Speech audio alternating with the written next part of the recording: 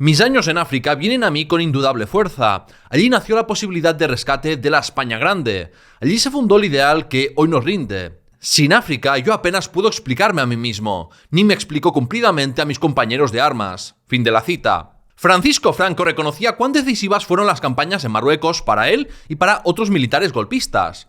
Allí se normalizó la violencia desenfrenada y se aprendió a gobernar de forma autoritaria, sin prensa libre ni control civil. Allí se consolidó una generación de militares convencidos de que solo ellos representaban las esencias de la nación española. Soy David Cot, presentador de Memorias Hispánicas, y hoy traigo uno de los mejores y más importantes episodios del programa, en el que descubriremos cómo el Marruecos español fue el laboratorio del fascismo que estaba a punto de devorar la península. Te prometo que si me acompañas hasta el final, cambiará por completo tu forma de entender la Guerra Civil Española y el mundo en el que vivimos. Memorias Hispánicas. Para entender cómo colonizar Marruecos se volvió contra los españoles, debemos retrotraernos a 1898. En ese año España perdió la categoría de imperio a ojos del mundo. El conocido como desastre del 98 supuso la pérdida de la mayoría de los territorios coloniales del Reino de España y su cesión a Estados Unidos. En una época donde la grandeza y el prestigio se medían en kilómetros cuadrados, aquello fue una confesión pública de debilidad. Para la sociedad civil fue un golpe duro, pero para el ejército fue devastador. Los militares no solo sufrieron una derrota humillante y el señalamiento de la opinión pública, sino que vieron desaparecer sus oportunidades de gloria y ascensos. Mientras intelectuales pedían reformas profundas en educación o industria para desarrollar el país, en buena parte del estamento militar empezó a germinar otra idea. España no necesitaba introspección, necesitaba recuperar su orgullo, y según ellos el orgullo se recuperaba con victorias. Poco después se presentó la clase de oportunidad que estaban esperando. A finales del siglo XIX, las potencias europeas se lanzaron a una carrera imperial donde la racionalidad económica fue sustituida por la lógica competitiva de cuantas más colonias, mejor. Las posesiones de ultramar, pese a que en su mayoría eran deficitarias para los estados, servían para reafirmar la fuerza militar y beneficiar a las élites capitalistas. En ese contexto, Marruecos aparecía como el bálsamo para sanar el orgullo herido. Lo irónico es que la oportunidad fue brindada por las dos potencias que más odiarían los golpistas del 36, Francia y Reino Unido. Londres no quería a los franceses frente a Gibraltar para proteger su ruta hacia la India.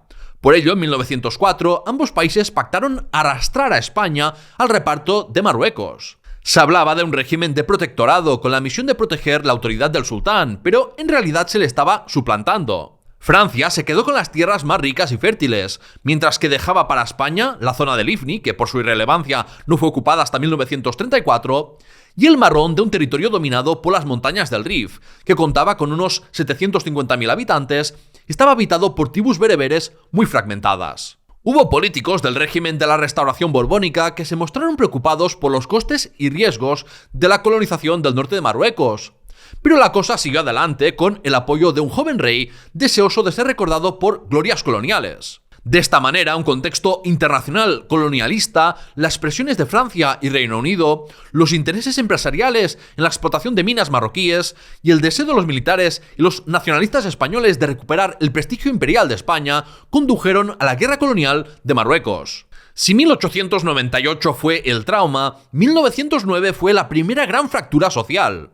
Capitalistas franceses y españoles, como el conde de Romanones y la familia Güell, compraron a un líder tribal importante derechos de explotación de minas. La concesión incluía construir un ferrocarril para conectar el poblado minero de San Juan de las Minas con Melilla. Sin embargo, la mayoría de las cabilas de la zona rechazaban el trato y protagonizaron un alzamiento. Así empezó la campaña o Guerra de Melilla. Marruecos dejó de ser una empresa lejana, casi abstracta, cuando el gobierno español, presionado por los accionistas de minas, decidió movilizar a soldados de leva y reservistas para la campaña. Los llamados a filas no eran aristócratas ni hijos de la burguesía. Eran obreros y campesinos enviados a una guerra en beneficio de las élites económicas. La ley permitía pagar una cuota para librarse del servicio, mientras quienes no tenían dinero embarcaban para África.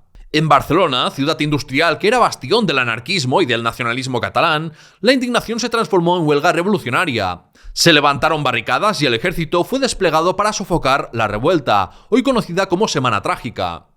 Pero lo más importante de este hecho concreto es la fractura social que dejaba al descubierto. Mientras que para los militares profesionales, Marruecos representaba una vía de regeneración nacional, para buena parte de la sociedad española era una guerra inútil que pagaban los pobres con su sangre. La fractura entre sociedad civil y ejército, que se observaba con claridad desde 1898, no hizo más que ensancharse en 1909. El ejército español del primer tercio del siglo XX era notablemente distinto al de otros países europeos.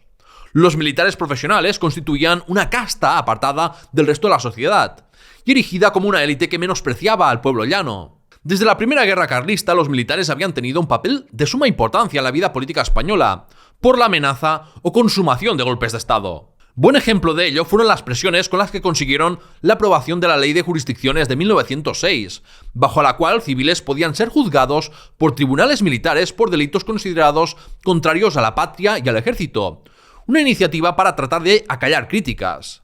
Y es que los militares se sentían minusvalorados, sin el apoyo político ni el reconocimiento social que creían que merecían por sus sacrificios. La gente los veía con indiferencia cuando lograban victorias y conquistas, y los criticaba duramente cuando sufrían derrotas. Políticos y trabajadores señalaban a los militares por su ineptitud, cobardía y corrupción, mientras que los militares les echaban en cara la falta de medios materiales y la errática política colonial, con la que daban tumbos según quién gobernaba en cada momento o según el estado de una opinión pública muy voluble. Pero era difícil ser trabajador y apreciar a los militares, porque en una época en que había pocos policías, los gobiernos recurrían con frecuencia al ejército para reprimir protestas. Además, el servicio militar obligatorio fue una experiencia politizadora para muchos españoles, en especial para aquellos que sirvieron en Marruecos. Unos se radicalizaron hacia la derecha españolista, mientras que otros se hicieron anarquistas, socialistas o republicanos. La guerra de Marruecos y las vivencias de los que hacían la mili fueron las mayores escuelas de antimilitarismo. Por su parte, los militares profesionales se sentían parte de las clases dominantes y los defensores en última instancia del Estado español, que veían amenazado por el auge del movimiento obrero, el antimilitarismo y los nacionalismos periféricos.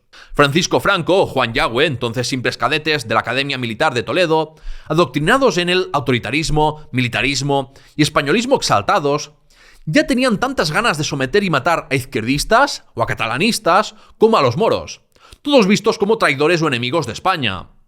No lo pudieron hacer entonces, pero lo conseguirían 30 años después. Marruecos también fracturó al propio ejército, dividiéndolo entre la cultura de los militares metropolitanos, que por lo general se pasaban el día en oficinas o desfilando, y los militares coloniales. Hubo conflictos sobre todo entre los metropolitanos y los africanistas por el tema de los ascensos por méritos de guerra, que permitía que los últimos pudieran progresar más rápidamente en el escalafón militar.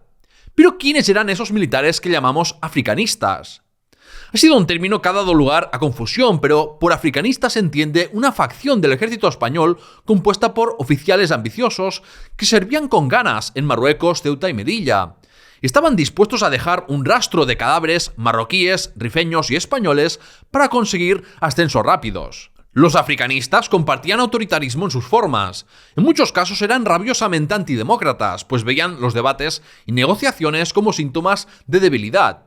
Y eran antiintelectuales con un nivel cultural muy escaso. Eran los más exaltados españolistas y militaristas, los más obsesionados con la jerarquía y el culto al jefe, los más elitistas que odiaban a los campesinos y obreros españoles y despreciaban a los militares chupatintas de la metrópoli. Todos los africanistas creían que Marruecos podía devolver a España su vocación expansionista, que en su visión muy a favor del imperialismo significaba acrecentar la gloria de la patria y regenerar una nación supuestamente decadente. No sería hasta la Segunda Guerra Mundial que los sueños húmedos imperiales de Franco y otros africanistas como él se dieron de bruces con la realidad, como vimos en el episodio de por qué España no participó oficialmente en esa guerra. En lo militar se lo tenían muy creído. Pensaban que su empresa colonial de Marruecos era muy trascendente y en libros hagiográficos e informes internos presentaban como épicas y decisivas batallas las escaramuzas que predominaban en África, algo sintomático de la egolatría y autoglorificación de los africanistas. Conviene esclarecer que no todos los africanistas se unieron al bando sublevado. Los hubo republicanos también, como José Riquelme, Ignacio Hidalgo de Cisneros o Alberto Bayo, que mantuvieron la tendencia al caudillismo y al autoritarismo aprendida en África. Muchos africanistas tenían padres militares y habían nacido o crecido en una colonia española, generalmente Cuba. Entre eso y sus prolongados tiempos destinados en el norte de África, no sorprende que desarrollaran una cultura de expatriados separada de los españoles peninsulares.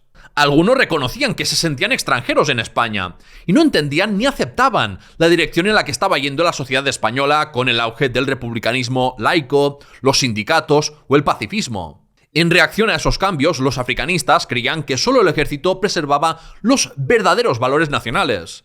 Se creían superiores al resto de españoles, los únicos poseedores de la verdad y los únicos patriotas, como admitió años más tarde el general Quintelán. En definitiva, eran hombres con una crisis de identidad tremenda, a los que se les llenaba la boca hablando de su amor y sacrificio por España, pero que no querían la sociedad española tal y como era, sino solo su fantasía sobre cómo debería ser. Y si has aprendido algo nuevo en este episodio, por favor dale a me gusta en YouTube y suscríbete al canal o a los dos podcasts La Historia de España, Memorias Hispánicas. Además, dándole a la campanita de notificaciones o uniéndote al Discord, WhatsApp o Telegram, podrás estar al tanto de todo lo que publique. Dicho esto, ¿cómo fue posible que se desarrollase la cultura militar africanista? Yo citaría 3 factores: el embrutecimiento del alma propio de los que combaten en guerras y son colonos, la forma de gobierno del norte de África español y la formación de 2 cuerpos militares específicamente coloniales, los regulares y la legión. En Marruecos, los africanistas aprendieron a ser insensibles y a ejercer una violencia brutal para satisfacer sus ansias de gloria y ascenso personal. Hidalgo de Cisneros, quien fue jefe de la aviación republicana durante la Guerra Civil, escribió de forma muy honesta sobre su participación en bombardeos químicos contra los rifeños. Cita: «Tengo que confesar que ni por un instante se me ocurrió pensar que la misión que me habían encomendado fuese una canallada o un crimen. También debo decir que no recuerdo haber tenido el menor remordimiento por lo que hacía. Es increíble la naturalidad con que pueden hacerse las mayores barbaridades cuando se tiene una cierta mentalidad». Fin de la cita. Esa cierta mentalidad no era otra que la común en todos los regímenes coloniales, la de ver a los colonizados como una raza inferior. Y además los moros tenían la peculiaridad de ser vistos como enemigos naturales de los españoles desde tiempos inmemoriales. Por otro lado, Ceuta, Melilla y el Protectorado de Marruecos eran feudos de los militares africanistas que gobernaban con autonomía casi limitada y de forma autoritaria, tanto dominando a los españoles como a los marroquíes. Los civiles tenían poco poder, la prensa y las actividades de partidos y sindicatos estaban muy controladas. La economía estaba supeditada a las necesidades del ejército. La corrupción no se investigaba. La autoridad no se discutía, se imponía. El alto comisario era un dictadorcillo, porque en las colonias se aplicaba la doctrina de la unidad de mando, que considera que en tales territorios no es posible ni recomendable la división de poderes. Las decisiones se ejecutaban sin parlamentar ni negociar, y sin el ruido de la protesta callejera. Era común que oficiales dieran una paliza o mandasen ejecutar a subordinados indisciplinados sin celebrar un consejo de guerra, tal y como exigía el Código de Justicia Militar. Todas esas experiencias cotidianas moldearon una cultura política específica. Los africanistas se malacostumbraron a vivir en un territorio donde eran obedecidos y se sentían tan respetados como impunes. Así es como querían sentirse en España. El tercer factor que mencioné fueron los regulares y la legión. España copió mucho el modelo colonial francés, por ejemplo, con el uso de interventores indígenas que actuaban de intermediarios entre la administración colonial y las cabilas, o la formación de unidades irregulares, las jarcas, que se disolvían cuando terminaban con sus racias. En 1909 crearon la policía indígena, famosa por sus criminales abusos de poder, y en 1911 las fuerzas regulares indígenas. Regulares estaba compuesto principalmente por marroquíes, cipayos, al servicio de España, pero muchos de sus oficiales fueron españoles que más tarde fueron golpistas. La opinión pública apoyó su creación con la esperanza de que sirvieran para minimizar las bajas de los soldados de leva españoles. No podían imaginarse que los colonizados fueran a emplearse contra la nación colonizadora. Por su parte, la Legión era una fuerza formada exclusivamente por militares profesionales, que nació con una ideología netamente fascista. La Legión inculcaba a sus soldados la exaltación y banalización de la muerte, la obediencia absoluta al mando, el irracionalismo y antiintelectualismo, el nacionalismo español extremo y una cultura autoritaria, machista y putera. Los legionarios rendían culto a su fundador, Millán Astray, al que llamaban caudillo, como luego sería conocido Franco. Junto a los regulares fueron usados como fuerza de choque y en su forma de proceder primaban la agresividad y el demostrar cojones para ver quién era más macho que el usar la cabeza. En sus himnos y en su liturgia interna se glorificaba el combate como redención personal y nacional. La disciplina era extrema y las desobediencias se castigaban con dureza. Muchos legionarios tenían pasados turbulentos o criminales, lo que reforzaba la idea fascista de que la guerra podía redimir incluso los considerados despojos humanos. Si la legión podía transformar individuos marginales en soldados ejemplares mediante una disciplina de hierro, ¿por qué no aplicar esa misma lógica a la nación entera? Eso es lo que pensaban los africanistas, que debían legionizar España. Pero en verano de 1921 todo parecía venirse abajo. Tras una operación tan ambiciosa como mal ejecutada para conquistar la bahía de Alhucemas, las tropas españolas sufrieron un colapso total frente a los rifeños unidos por Abdelkrim. Se produjo una desbandada en la batalla y en la mitad oriental del protectorado. Se perdieron millones de pesetas en material bélico, los rifeños capturaron a cientos de prisioneros y, lo más impactante, mataron a más de 8.000 españoles. La historia del colonialismo está plagada de derrotas para los ejércitos europeos, pero ninguna fue de la magnitud del desastre de Anual ni tuvo una repercusión tan grande para la vida política de la metrópoli. El régimen de la Restauración recibió una estocada mortal. Pero la reacción inicial no fue la de destruir el sistema. Al contrario, la opinión pública española se llenó de fervor nacionalista y de sed de venganza y apoyó más que nunca la acción del ejército en Marruecos, como ya había ocurrido tras el desastre del Barranco del Lobo en 1909. Que muchos soldados estuvieran resistiendo asedios, presos o en paradero desconocido fomentó la unidad detrás de un proyecto colonial. Las historias que circulaban de los supervivientes y las fotografías de cuerpos descompuestos y mutilados fueron recursos potentes de propaganda en postales y periódicos para fomentar el odio, mientras se ocultaba las masacres cometidas por los españoles contra civiles marroquíes. El multimillonario Juan Marc, que había visto su fábrica de tabacos de Nador incendiada por los insurgentes, se encargó de avivar el sentimiento de desquite. El odio vengativo nubló las mentes y los corazones de muchos españoles, y de esta manera las mismas élites políticas y económicas que habían llevado a España a colonizar parte de Marruecos hicieron olvidar a la opinión pública quién empezó la agresión y por qué y para beneficio de quién morían españoles allí. En cuanto a los militares, estos querían recuperar el prestigio perdido, así como la masculinidad, porque creían que las derrotas hacían al perdedor menos hombre. Los oficiales de talante más diplomático quedaron completamente marginados frente a los que pedían una guerra total sin distinción entre combatientes y civiles, e incluso un genocidio. El desastre de Anual fue un punto de inflexión porque la mentalidad africanista se extendió a más capas del ejército y porque tanto los soldados como la opinión pública normalizaron mayores niveles de violencia. Prácticas como torturas, mutilaciones y decapitaciones se hicieron más comunes y visibles. Mientras que de 1913 conservamos una conversación entre dos generales en la que ordenaban hacer decapitaciones de moros, pero ocultarlo a la opinión pública porque creían que produciría un escándalo, desde 1921 ya no hacía falta ocultar la brutalidad del colonialismo español.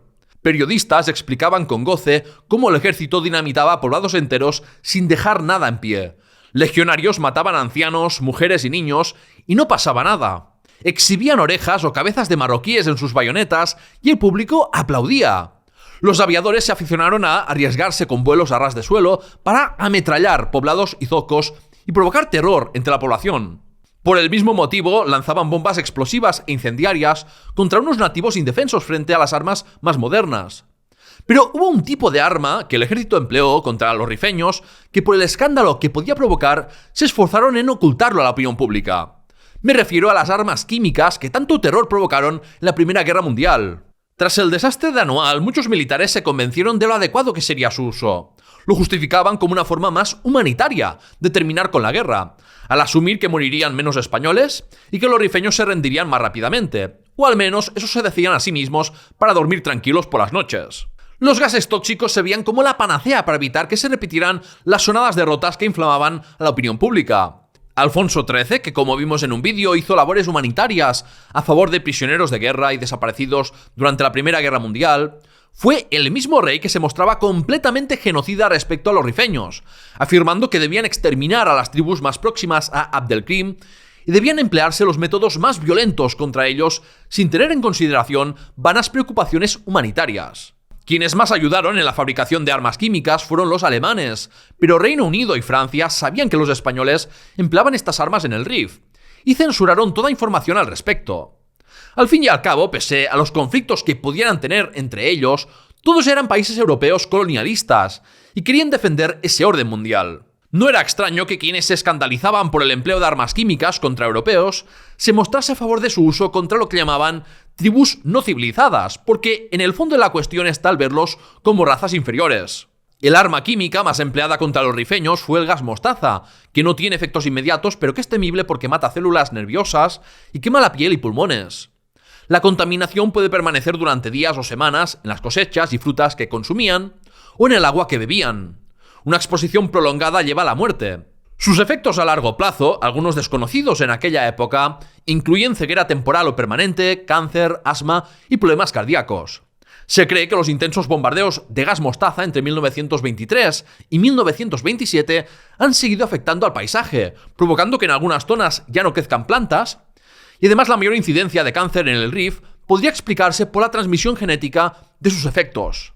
España solo ratificó el tratado contra el uso de armas químicas al terminar la Guerra del Rif. El fervor nacionalista de Anual se desvaneció medio año después, al hacerse evidente que el ejército español era incapaz de derrotar rápidamente a Abdelkrim y rescatar a los prisioneros. Además, los gastos bélicos y el número de bajas españolas seguían en aumento. La opinión pública pasó a pedir la depuración de responsabilidades entre los militares coloniales, e incluso apuntaban al mismísimo rey Alfonso XIII. Los africanistas se sentían traicionados por los políticos del Congreso, la prensa y la calle. Para los africanistas, los vaivenes y cuestionamientos constantes desde la península explicaban en parte el desastre de Anual. Los africanistas y el rey empezaron a ver fantasmas de una conspiración judeomasónica y comunista contra España dirigida desde Moscú, que infiltraba ideas extranjeras contrarias a las esencias patrias. El general Picasso elaboró un informe que, pese a los intentos de los africanistas por torpedear su investigación, señaló con rigor la corrupción e incompetencia de numerosos oficiales. Un consejo de guerra, formado predominantemente por oficiales metropolitanos, imputó al alto comisario Damaso Berenguer, el gran patrón de los africanistas reaccionarios como Sanjurjo, Franco o Mola. Pero pocos días después, se paralizaron las investigaciones. En septiembre de 1923, Miguel Primo de Rivera dio un golpe de estado con el beneplácito de Alfonso XIII. Rey y ejército quedaban más unidos que nunca para salvarse mutuamente de los que los cuestionaban. Había africanistas que veían a Primo de Rivera con recelo porque había propuesto la retirada de Marruecos, pero aún así apoyaron el golpe porque enterró la búsqueda de responsabilidades por Anual y censuró y persiguió a las organizaciones más amenazadoras para el Estado español, principalmente la anarcosindicalista CNT. El dictador ordenó la retirada de las fuerzas españolas del interior de buena parte del norte de Marruecos. Cuando fue a dar un discurso en un cuartel de la Legión, defendiendo su plan, se encontró con murmullos de descontento y la oposición abierta de algunos como Franco. Primo de Rivera les recriminó que se creyeran los únicos patriotas e insistió en que cumplieran la orden que respondía a la voluntad mayoritaria de la opinión pública. Por el momento, los africanistas agacharon la cabeza. En la retirada de Chauen murieron al menos 2000 españoles, pero debido al control informativo de la dictadura, no se formó un escándalo como Anual. Los gastos que generaba Marruecos seguían siendo grandes, el ejército seguía sumando fracasos contra Abdelkrim, y el líder rifeño se sentía tan confiado que pasó a atacar también la zona francesa de Marruecos. Este cúmulo de circunstancias permitió que los africanistas fueran capaces de presionar con éxito para que Primo de Rivera cambiase su estrategia de retirada por una de ofensiva a lo grande. Querían hacer efectiva la ocupación del territorio que tocaba a España según el tratado firmado con Francia años atrás, porque esa era para ellos la única solución real para acabar con la guerra. Esto llevó a la operación anfibia hispano-francesa del desembarco de Alhucemas de 1925. La devastación causada por los proyectiles de artillería y las bombas que lanzaba a la aviación fue brutal. Un general francés informó de que un bombardeo sobre un mercado se saldó con 800 víctimas. Entraron a sangre y fuego en los poblados de la República del Rif, quemando y saqueando viviendas y campos y exigiendo la entrega de armas y rehenes. Los franceses, que en otras ocasiones también habían empleado una violencia colonial brutal, criticaron la falta de piedad de los españoles por su destructividad material y la ejecución de civiles, que resultaba contraproducente para gobernar después. En 1927 terminaron con los últimos reductos de resistencia y se terminó la Guerra del Rif por la enorme superioridad armamentística y logística de los ocupantes. Irónicamente, el fin de la guerra colonial de Marruecos fue letal para la monarquía de Alfonso XIII. Los oficiales de la Legión irregulares recibieron muchos ascensos y los africanistas coparon los cargos militares más importantes, lo que generó mucha desafección entre los oficiales de la metrópoli, cada vez más descontentos con la monarquía. Por su parte, terminadas las acciones bélicas, algunos africanistas pasaron a dedicar su tiempo a conspirar contra el régimen político. Primo de Rivera perdió popularidad y al terminarse su dictadura, la monarquía, asociada a su régimen, quedó todavía más debilitada. La situación se volvió insostenible y por la voluntad democrática de los españoles se proclamó la República en abril de 1931. Muchos acogieron con esperanza el nuevo régimen político. Se intentó redefinir la relación entre Estado, Iglesia y Ejército y se emprendieron muchas reformas. Manuel Azaña se convirtió en ministro de guerra y reorganizó el ejército para reducir el excesivo número de oficiales que había en relación con el número de soldados rasos, reducir la plantilla en general y tratar de que el estamento militar fuera menos reaccionario para hacerlo leal a la República. Las medidas que más descontento generaron entre los africanistas fueron la revisión de ascensos y condecoraciones otorgadas por la dictadura y la reapertura de una comisión de responsabilidades sobreanual. Sin embargo, como en tantos otros ámbitos, las reformas militares de la República fueron insuficientes. La monarquía española había creado un monstruo en Marruecos, el Ejército de África, que era como un caballo indomable. Si bien fueron varios los factores que llevaron a la colonización de Marruecos, fueron los intereses de los ambiciosos oficiales del Ejército de África los que hicieron que el Estado español se quedara y gastase lo que hiciera falta. Todo porque los gobernantes no querían enfadar a los africanistas y arriesgarse a que hubiera un golpe de Estado o rebelión militar. El ejército colonial siguió sobredimensionado, los africanistas permanecieron hegemónicos en los puestos más importantes, persiguieron a izquierdistas durante todo el periodo republicano en el protectorado Ceuta y Melilla, y lo más importante, el régimen militar autoritario y segregacionista propio del colonialismo siguió intacto, sin que se aplicase allí la Constitución de 1931. Y es que, como ya he dicho en varias ocasiones, la República Española fue un estado burgués y colonial, como por otra parte era habitual entre los países europeos de la época. En España, los republicanos proclamaban la igualdad y fraternidad bajo una democracia liberal, pero solo querían eso para los suyos, no para Marruecos, Sáhara o Guinea, bajo el dominio imperialista español. En 1932, Azaña declaró en las Cortes que España todavía sirve para civilizar a alguien bajo su gracia y protección, y que los marroquíes no podían pretender ejercer sus derechos políticos y hasta sus extravíos políticos como si estuvieran en el territorio sagrado de la península, donde todo está permitido. Niceto Alcalá Zamora, presidente de la República, soltó la racistada de que en Ifni no había la necesidad de autos judiciales para detener a un indígena que se subiese a una palmera.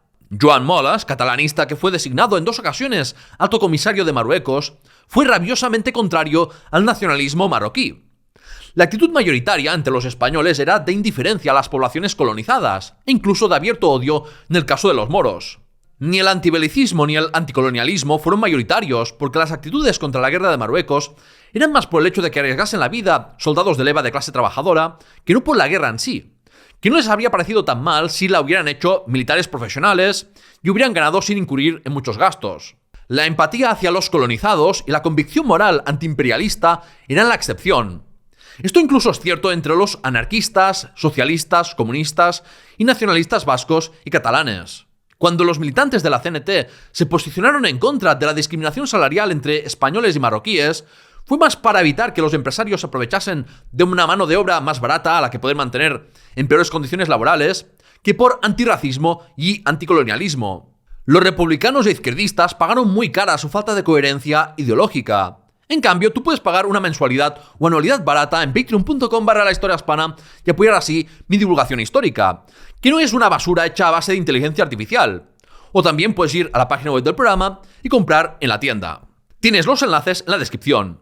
Cuando los derechistas ganaron las elecciones de 1933, deshicieron numerosas reformas hechas por el gobierno del primer bienio. Las izquierdas, conscientes de que Gil Robles de la Ceda quería usar las instituciones democráticas de la República para virar hacia una dictadura, como había ocurrido en Austria, llamaron a la revolución en octubre de 1934.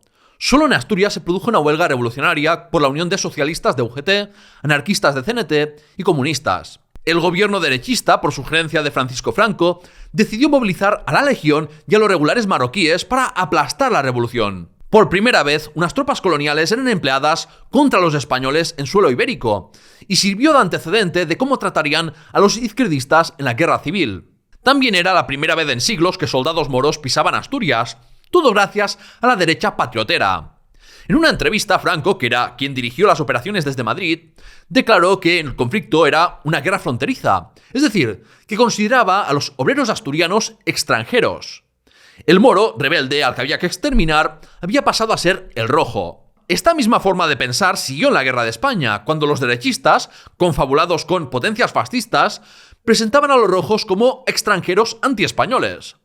Para los franquistas no hubo una guerra civil, sino una guerra de la única España contra extranjeros y extranjerizantes. Irónicamente, se trataba de una visión influida por el ultrafrancés Charles Maurras, que contrastaba la Francia monárquica, católica y conservadora con la antifrancia republicana, secular y parlamentaria.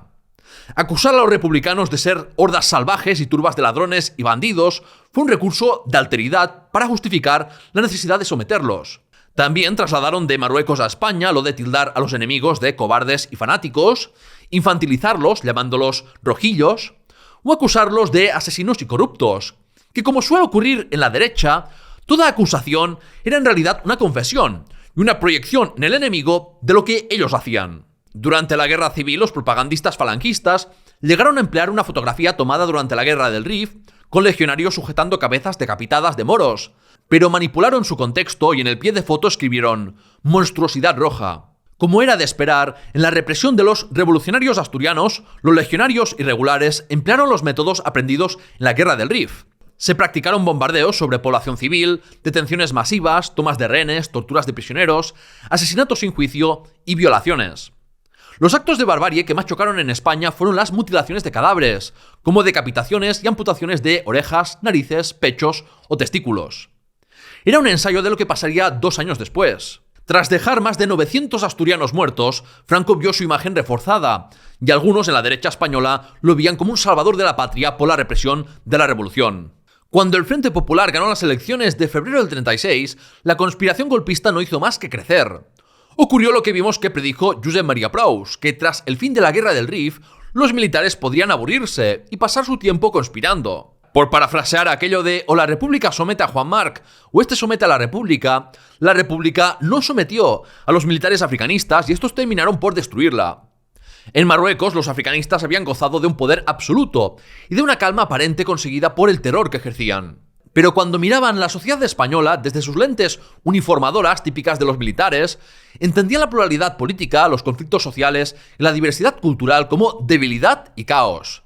Querían trasladar a España el modelo que conocían, un orden autoritario en el que el ejército ocupase la cúspide social y actuase con impunidad. Así se lanzaron a la conquista de España para regir sus destinos. Para los colonizadores siempre es útil presentar a los países que quieren dominar como caóticos, un discurso cínico, pues las potencias coloniales intencionadamente desestabilizan y fomentan la división en las sociedades que colonizan. Del mismo modo, los golpistas calentaron las calles financiando a Falange para que cometiera asesinatos políticos y provocase altercados que luego eran respondidos por la izquierda.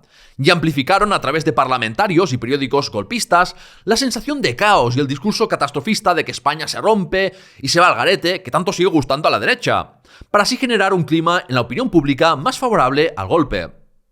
Eso servía para vender la imagen de desgobierno en la República, que muchos franquistas siguen perpetuando.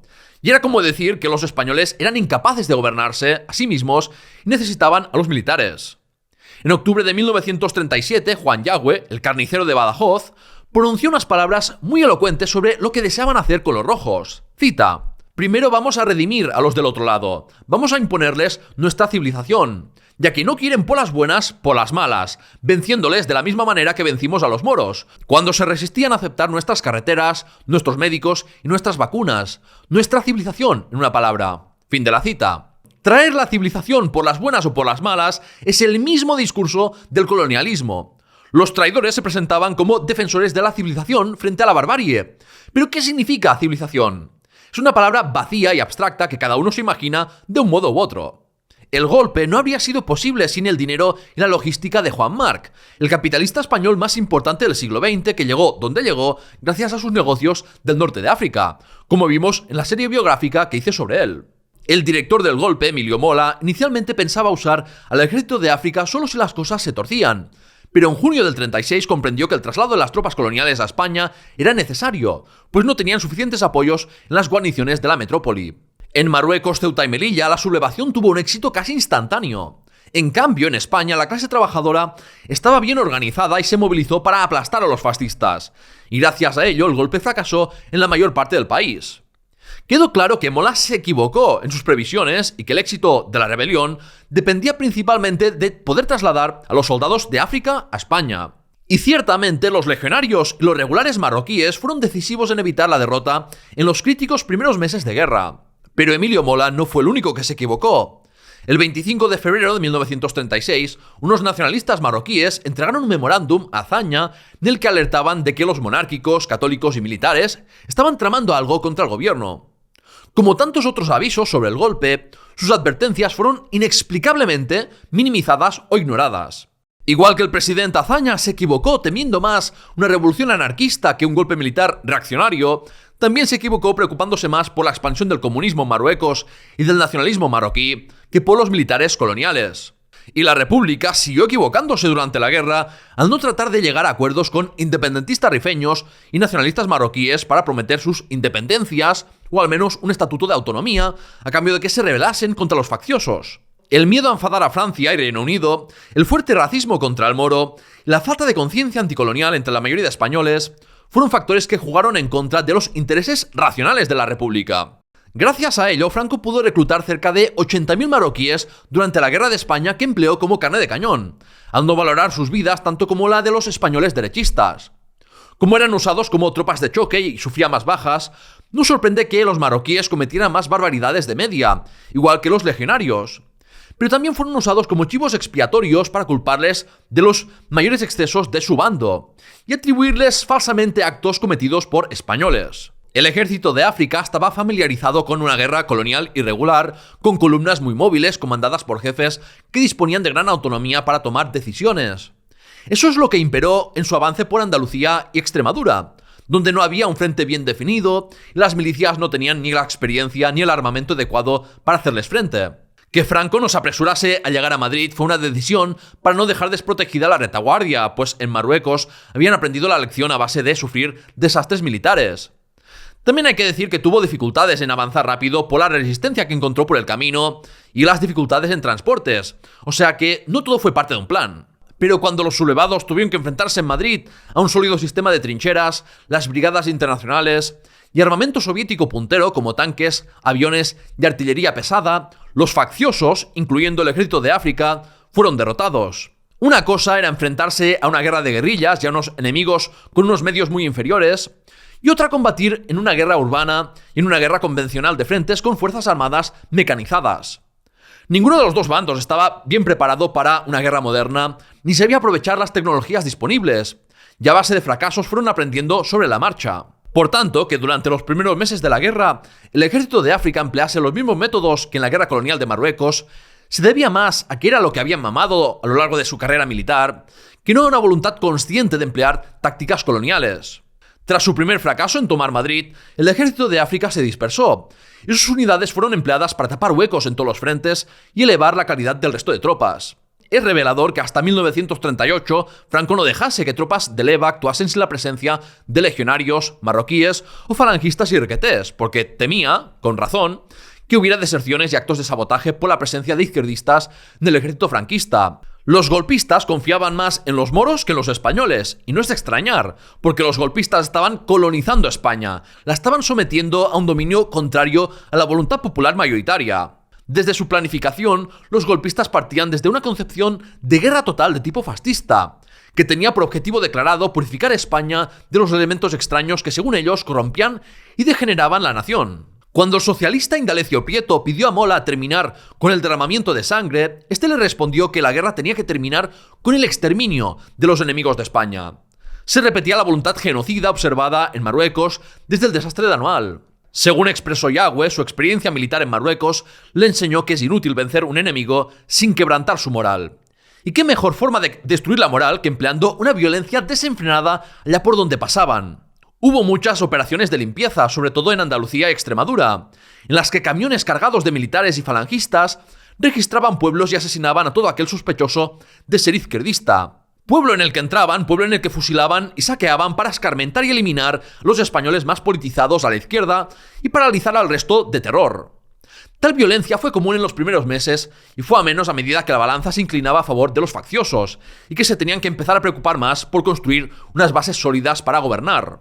Cuando optaron por construir una apariencia de legalidad, crearon juicios farsa sin garantías para los procesados y aplicaron leyes retroactivamente.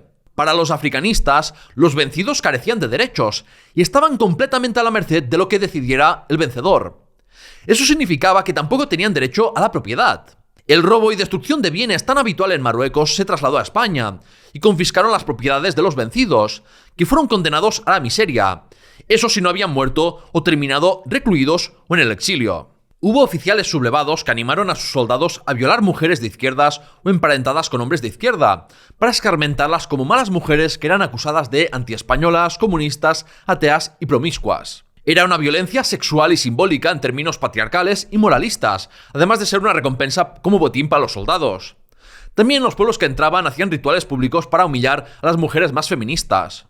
Los facciosos tomaban rehenes para paralizar al enemigo, porque sabían que tenían un sentido moral infinitamente más noble y humanitario. Por ejemplo, cuando legionarios irregulares entraron en el barrio obrero de Triana, Sevilla, esos valientes patriotas colocaron a niños y mujeres del barrio delante suyo como escudos humanos para que los defensores no disparasen un tiro. Cuando entraron en Triana, asesinaron a cientos de andaluces. Por otra parte, había quienes eran capturados e interrogados en centros de tortura, unas veces para obtener información, otras por puro ensañamiento contra enemigos deshumanizados. Los presos políticos eran recluidos frecuentemente en campos de concentración y se usaban como mano de obra esclava, como ya había ocurrido en el norte de África español. Las reformas penitenciarias de la península no se habían aplicado allí, donde siguieron funcionando los batallones disciplinarios, unidades compuestas por soldados desertores o sancionados que eran enviados a combatir en posiciones de alto riesgo. El franquismo usó a los prisioneros de guerra y presos políticos para hacer trabajos de forma gratuita para el Estado, los militares al mando y empresas amigas del régimen. En enero de 1939 había la friolera de 87.589 presos en estos batallones de trabajadores. Ejecuciones extrajudiciales, abusos físicos, robo de patrimonio, toma de rehenes y prisioneros, violaciones, mutilaciones, bombardeos contra civiles.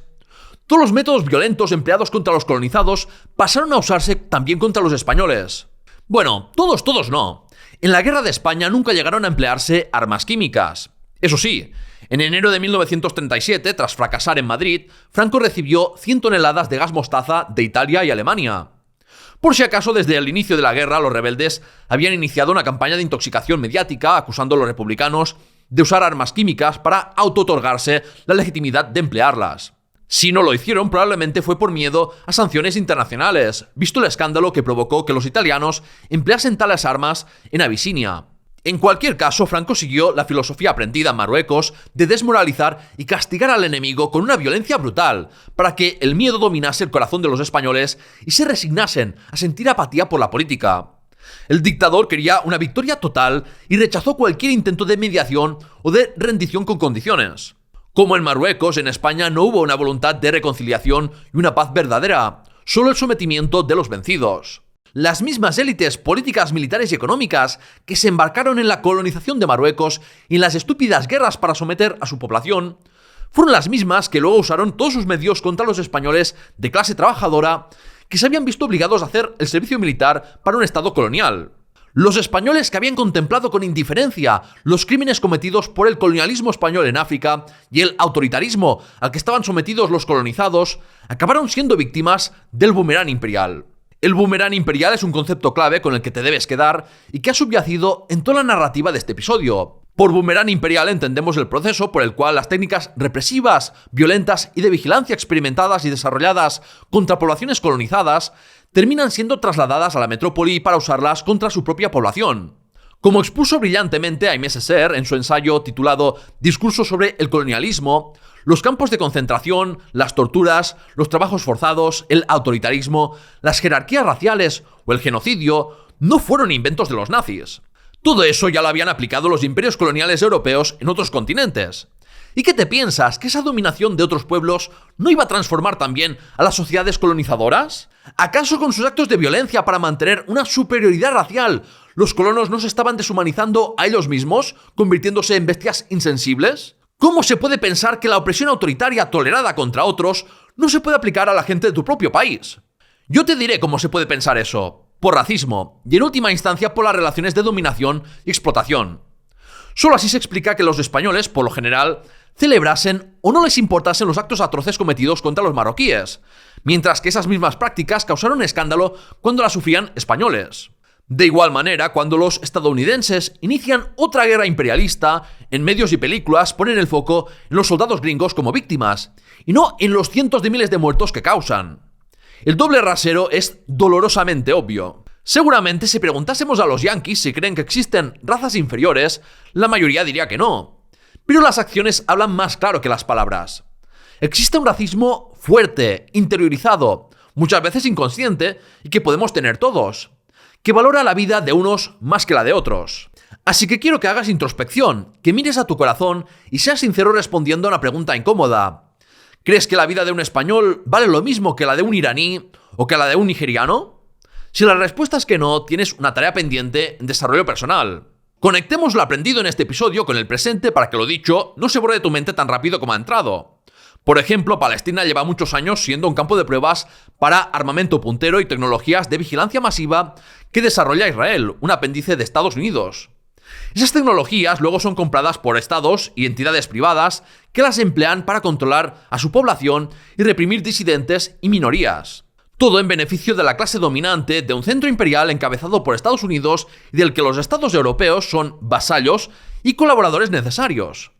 Fíjate en cómo los países europeos, que durante tanto tiempo han colaborado estrechamente con el imperialismo yanqui, ahora se escandalizan y se muestran sorprendidos porque se ven amenazados por Estados Unidos, que un día lanza bombas contra Irán y en el siguiente amenaza con ocupar Groenlandia. Cuando el llamado sur global era el que sufría el imperialismo, no había tanta preocupación en Europa por el imperialismo gringo. Solo ahora nos llevamos las manos a la cabeza.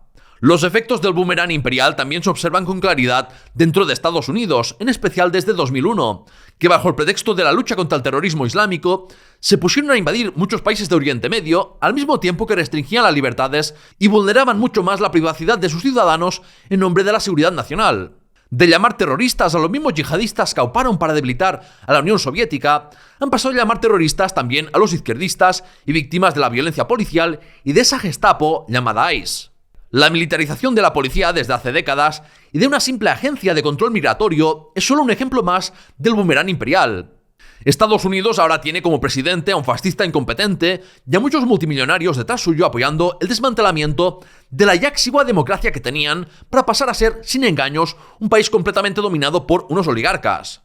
Mientras Occidente continúe dominando y explotando al resto de la humanidad, la contradicción entre la retórica humanista liberal y la práctica imperialista excluyente siempre corre el riesgo de degenerar en fascismo en el país de origen. Y ahí va otra idea clave. El fascismo no es más que el colonialismo aplicado a las poblaciones del centro imperial del sistema capitalista. Es, de nuevo, el boomerang imperial. Por eso, la liberación de Palestina, del Sáhara Occidental o la de cualquier pueblo oprimido no es un asunto que te sea ajeno como pudieras pensar erróneamente, sino que el grado de libertad del que goces va estrechamente ligado a la fortaleza del imperialismo. La indiferencia no es una posición aceptable, y decir no a la guerra no es suficiente. Hay que poner a los colonizados en el centro del análisis por ser las mayores víctimas. Pocas cosas en este mundo son inevitables, pero lo que sí puedo garantizar tras haber estudiado historia es que el boomerang imperial lo es. No significa que venga en forma de guerra civil, una de las peores consecuencias posibles, pero de algún modo u otro siempre tendrá efectos negativos en la sociedad colonizadora.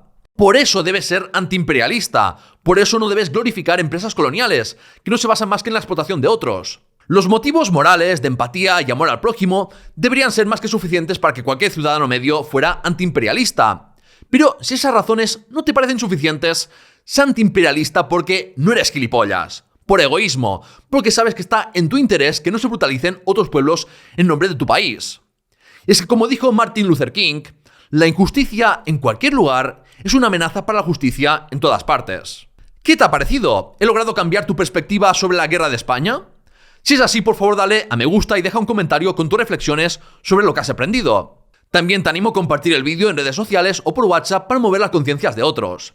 El tema de este episodio fue votado por mecenas de Patreon y miembros de pago de YouTube, así que apoya el programa si también quieres tener voz y voto y disfrutar de otros beneficios como acceso anticipado a los episodios o acceso a carpetas con miles de imágenes históricas. Gracias por llegar hasta aquí y hasta la próxima.